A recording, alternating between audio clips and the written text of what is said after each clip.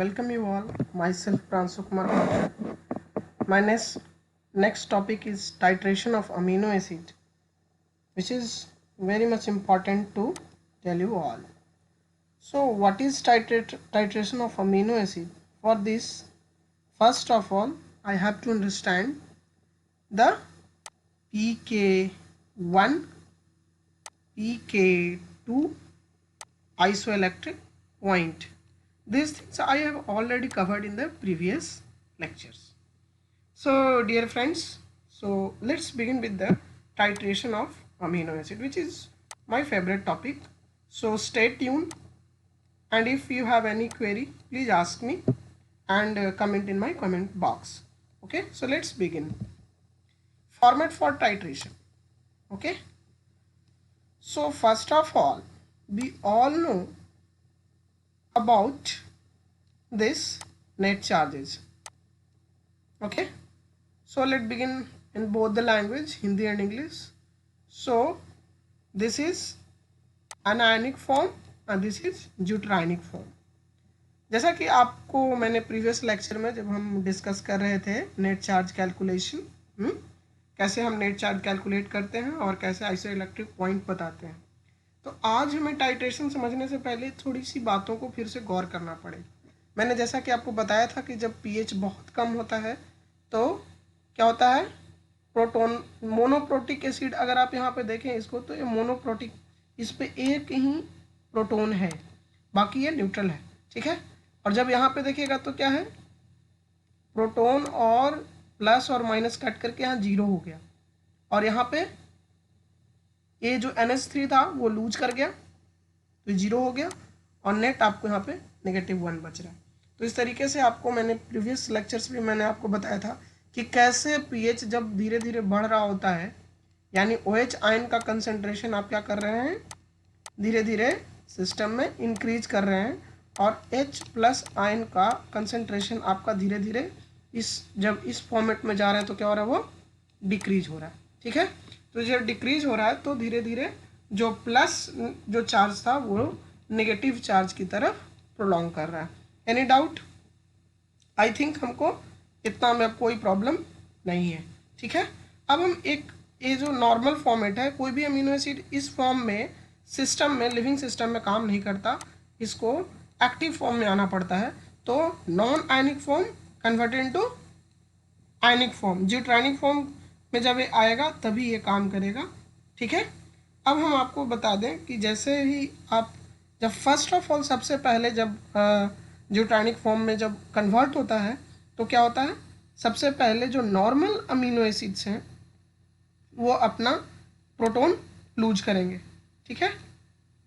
और जब ये प्रोटोन लूज करेंगे तो ये रिएक्शन आप देख रहे हैं रिवर्सेबल है, मतलब कि ये इधर भी जा सकता है और फिर वापस इधर भी जा सकता है, ठीक है। इसी तरह से यहाँ पे देखें कि यहाँ पे NH3 है, COOH है और AH है, ठीक है।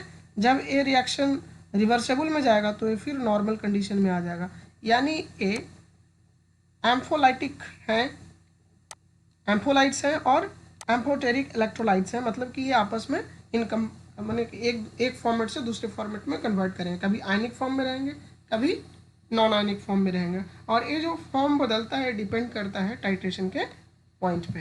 तो सबसे पहले जो मैं प्रीवियस लेक्चर्स में भी आपको बेसिक एजेंडा बताया था वो आपको यहाँ पे भी ध्यान रखना है, क्योंकि ये बहुत काम आएगा आपको। जब पीएच कम होगा तो प्राइमरी COOH ग्रुप नॉर्मल रहेगा, ये भी नॉर्मल रहेगा, और ये सारे नॉर्मल रहेंगे, यानी नेट जो आपका चार्ज मिलेगा वो क्या मिलेगा, positive at low pH. Okay, confirm. अब मैंने आपको pH 7 पे क्या बोला था, सिर्फ एसिडिक अमीनो एसिड आप चेक करेंगे, इसमें क्या होगा कि ये जो आप इस फॉर्म में देखे थे, सॉरी मैं आपको और क्लियर कर दूं यहाँ पे, कि जो इस फॉर्म में था वो किस फॉर्म में बदल गया, इस फॉर्म में बदल गया, मतलब नेगेटिव चार्ज इस पे आ गया। और जो NH3 है इसका pK वैल्यू कितना बताया था, 10 बताया था ना, तो 10 है तो 7 पे तो कोई फर्क पड़ेगा नहीं, तो वो जस के तस मैंने वैसे पुनः एज यूजुअल वो रहेगा, ठीक है। लेकिन जब यहाँ पे देखेंगे तो ये भी जो R ग्रुप होगा इसका भी 7 के नीचे ही इसका जो COOH का होता है वो 4 होता है पीके वैल्यू, तो ये क्या हो जाएगा, अपना प्रोटोन लूज कर देगा, यानी डीप्रोटोनेट हो जाएगा। लेकिन ये अमीन हो गया, SH ग्रुप हो गया, ये सब वैसे ही उसी फॉर्मेट में रहेगा। जब तो यहाँ पे देख रहे हैं पॉजिटिव से क्या हो रहा है, धीरे धीरे पॉजिटिव चार्ज से धीरे धीरे नेगेटिव की तरफ बढ़ रहा है। तो अब जब आगे जब देखिएगा, जब हाईली नेगेटिव रहेगा, जब पूरा सिस्टम में pH जब बहुत ज़्यादा बढ़ा देंगे, यानी हाइड्रोजन आयन कंसंट्रेशन बिल्कुल लो हो जाएगा, तब ये सारे के सारे टोटल डीप्रोटोनेशन स्टेट में आ जाएंगे।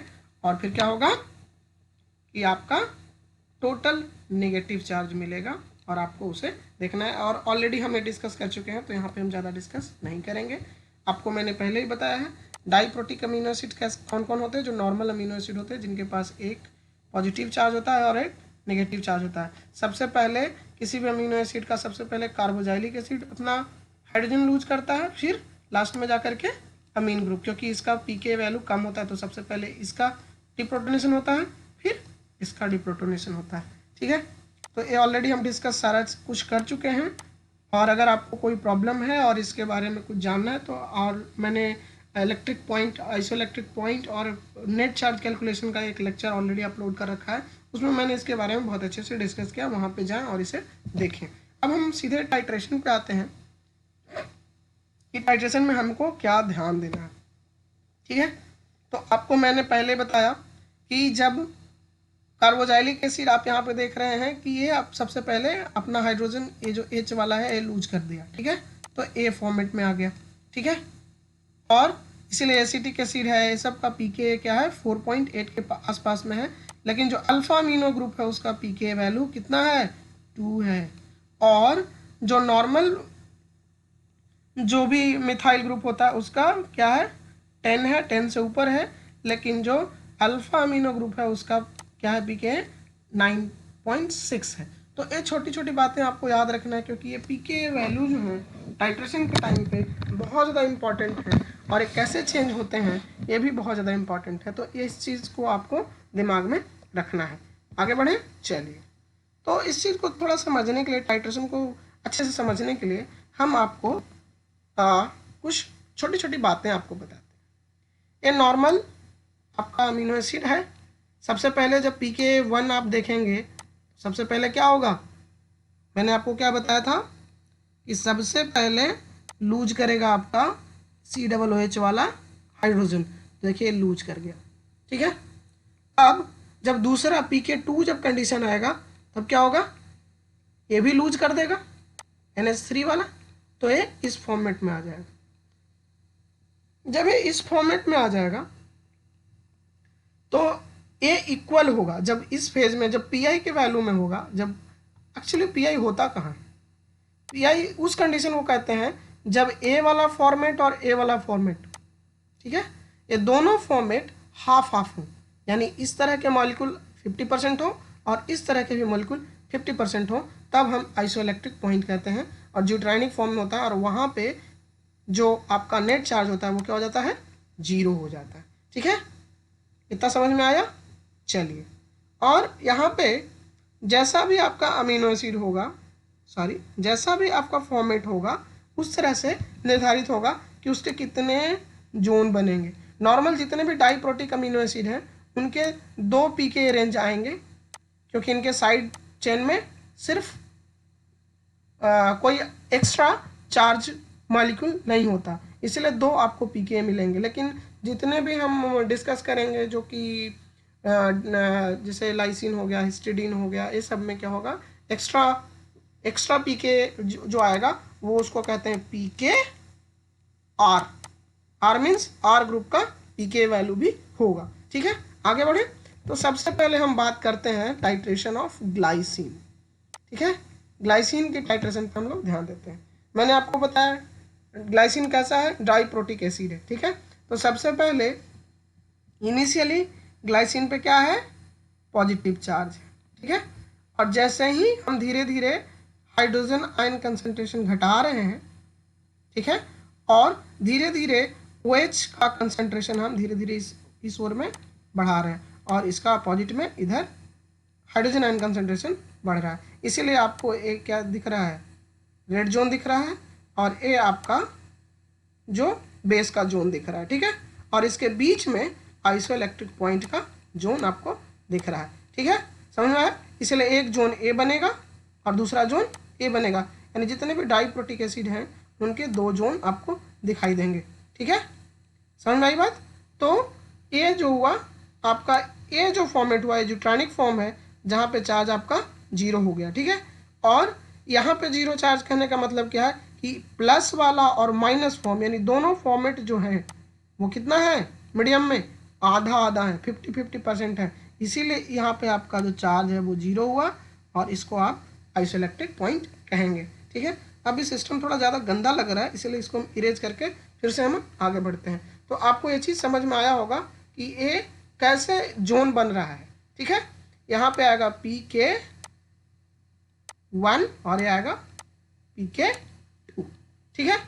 तो PK1 और PK2 इसको समझने के लिए हम यहाँ पे भी आपको दिखा रहे हैं, एल हेलिंजर से मैंने कट करके यहाँ पे रखा था कि PK1 जो है इसका ये है और ये PK2 ये है। तो आपको जब इसका निकालना हो क्या आइसोइलेक्ट्रिक पॉइंट, तो कैसे निकलेगा, दोनों को हम क्या करेंगे, ऐड करेंगे और इसका एवरेज ले लेंगे। तो एवरेज लेंगे तो ये 5.97 जो होगा ये क्या होगा, इसका पीआई होगा। तो ग्लाइसिन का पीआई 5.97 होता है, ठीक है। अब हम चलते हैं अगले अमीनो एसिड की तरफ, ठीक है। अब हम चलते हैं कैसे ग्लूटामिक एसिड का निकालेंगे और कैसे हम लाइसिन का निकालेंगे।